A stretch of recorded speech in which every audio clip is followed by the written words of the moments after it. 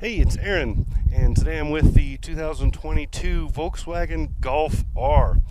This is one of the only two ways you can get the Volkswagen Golf in the US, the other one being the GTI. Both are sport variants of the Volkswagen Golf.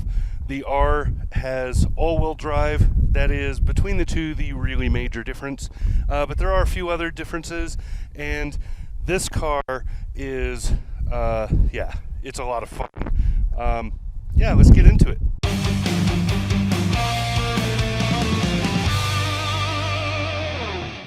So, lots of changes in the Golf R. This is brand new for this year, third generation for this car.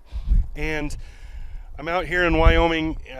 It's springtime. It's like 50 degrees. It's supposed to be summer. It's not. We had snow just 2 days ago. So, yeah. Anyway, apologizing for the wind. But the Golf R changes this year are lots of gusts as soon as I try to talk. So changes for the Golf R. First off, the 2-liter turbo engine is now putting out 315 horsepower. That's 30 odd, I think it's 35 more than it was last year. Still available with a manual transmission. This one has the 6-speed manual. It's a great little transmission. Makes this car tons of fun. If you buy the automatic version, I don't know why you're bothering with this car. Honest. Just saying, it's way more fun with the manual transmission. All-wheel drive, like I said, torque vectoring is set up more for performance than it is for all-weather, though this car is pretty okay in the bad weather. Like I said, we had some snow. I drove around in it, no issues. So, nicely done little car. Few changes on the body styling. You might be able to see some of that from there. When we go around the side, you'll see more. Also, a couple of changes on the interior, upgraded the infotainment, couple things like that. I'll go over those, and we'll look at the working end because this is still a hatchback. Hot hatches are useful little cars. So, yeah, let's just get started. Let's talk design first.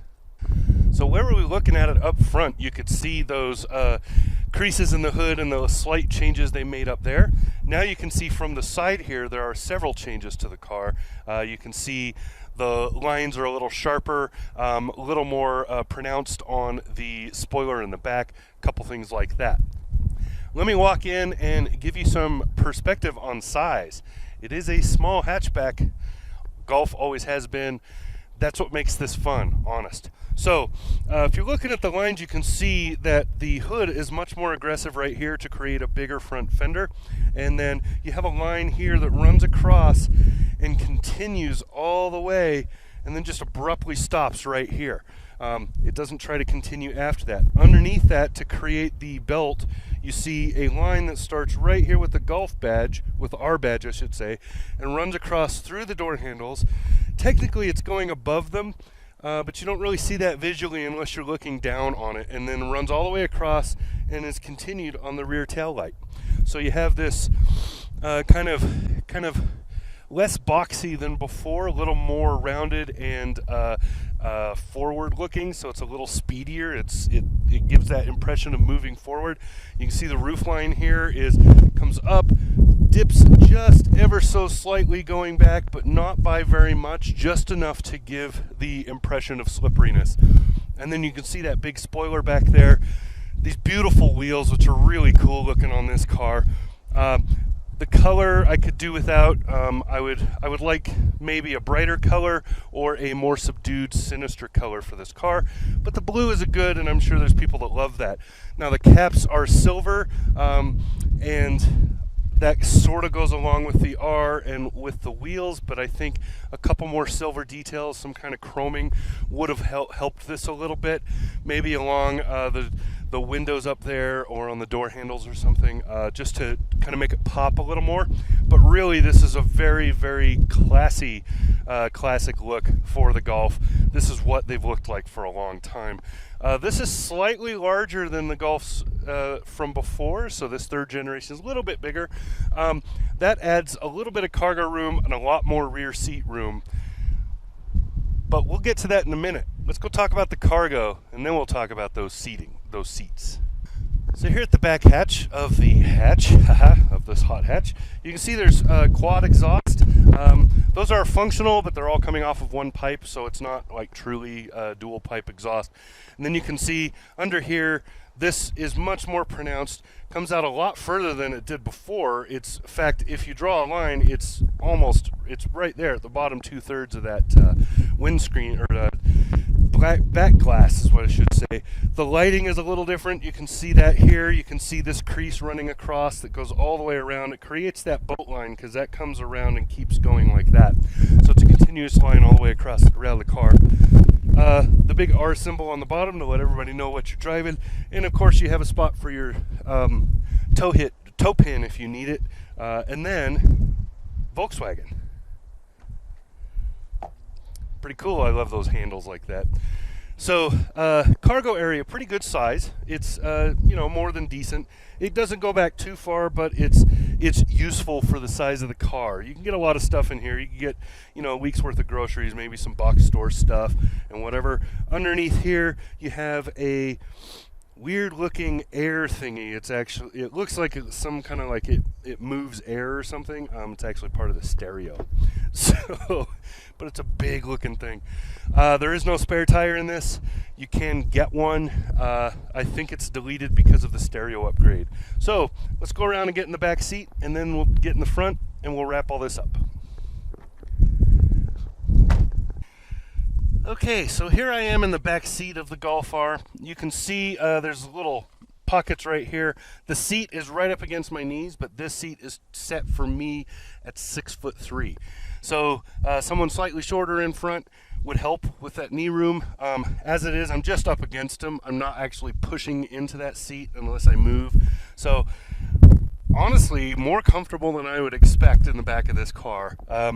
This has heated seats in the outboards back here and a few other nice little details. I love the blue on the seating to match the outside of the car. It goes with the stitching and a bunch of other things in here. And then, what else do I got to say in back here? Headroom. So for shoulder room, I'm okay. There's a bolster right here that's jabbing me in the shoulder a little bit, but I am a big dude. I'm not little. Headroom, though, I am great. I've still got another inch or so up here above my head. That's amazing for a car this small. So kudos there. Volkswagen did a good job keeping this, suitable for Americans. We like hamburgers. So here's the front seat of the car. As you can see, at 6'3", I have tons of room in here. The bolstering here is just about right. It feels really good for me. I have a little bit of wiggle, but not a lot. So when I hit the corners and stuff, I don't have too far to go. Lots of headroom, even with this sunroof up above here. I still have about an inch and a quarter above my head. So somebody up about 6'4" would be okay in this. Feels really good, and I like the 3 pedal placement. I have big old feet because I'm a big dude, and if in some cars the pedals are a little too close, and I'll hit the throttle at the same time I'm pushing the brake down, just because my foot is wide. And in this, it's not. So it's easy to heel toe if you do that. It's easy to move in this, to run the pedals in this car without any issues. This particular model has a head-up display, has the upgraded infotainment in stereo. The infotainment is pretty good, but it's still a little clunky. Volkswagen really needs to work on that. That's true across the Volkswagen lineup. So, it's for everyday stuff, like quickly changing stations and stuff. It takes longer than it should. It's more effort than I want to spend.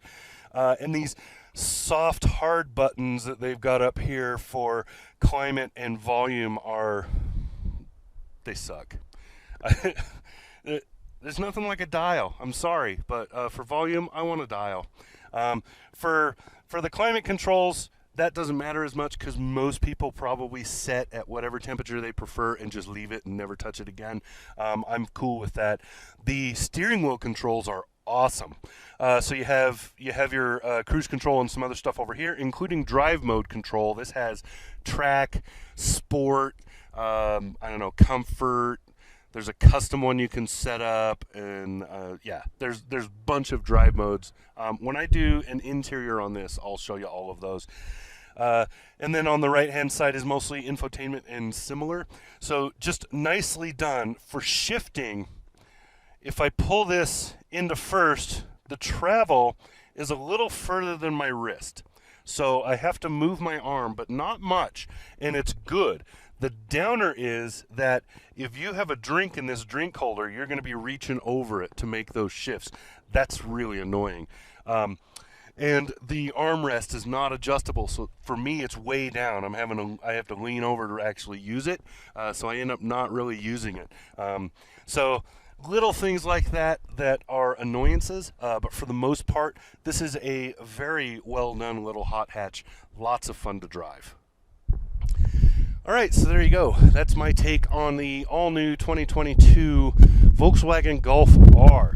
Tons of fun to drive. Hot hatch is still there. The manual transmission is pretty well done. It's easy to run. Lots of fun in this car, and there are a few things that could fix, a few details that could fix, but as far as the drive quality, it's wonderful. It's a lot of fun. Could be faster, sure. Could it be quicker around the corner or quicker around? Of course, but there's only so much you can do inside of a realistic price point. You can't make a supercar out of a $30,000 hatch, right? So that's what I got. This has been Aaron, 2022 Volkswagen Golf R. Talk to you again soon.